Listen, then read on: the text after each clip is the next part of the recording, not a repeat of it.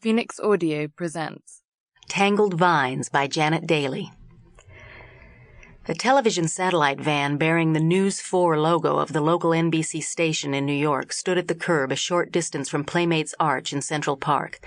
A co-anchor on the evening newscast at KNBC for almost 2 years now, she was in full makeup, her auburn hair drawn back in a French braid.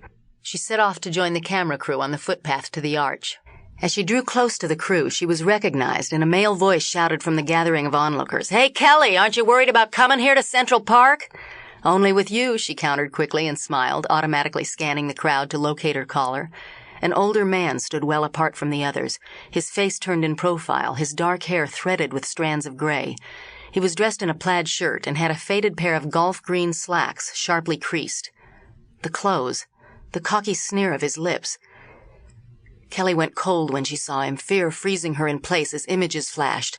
A hard-knuckled fist swinging with force, pain exploding in white-hot arcs, silencing a half-born cry, the jerk of brutal hands, the stench of whiskey breath, a small, frightened voice sobbing, "Don't hit me, Daddy, don't hit me."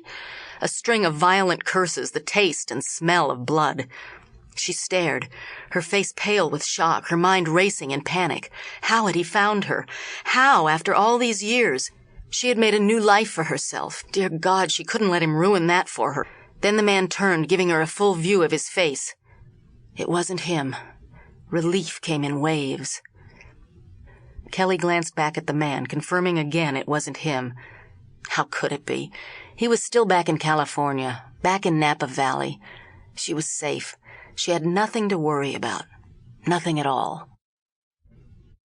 The vineyard baked in the heat of an August sun.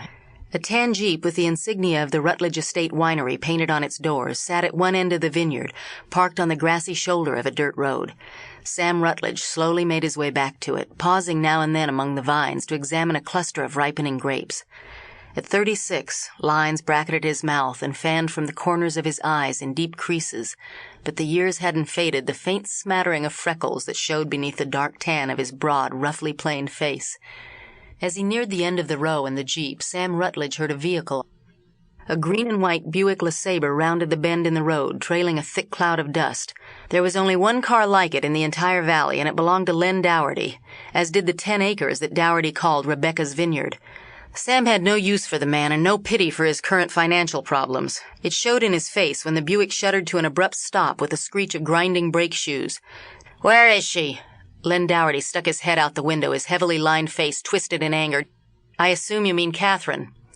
From long habit, Sam referred to his grandmother by name. Sample complete. Ready to continue?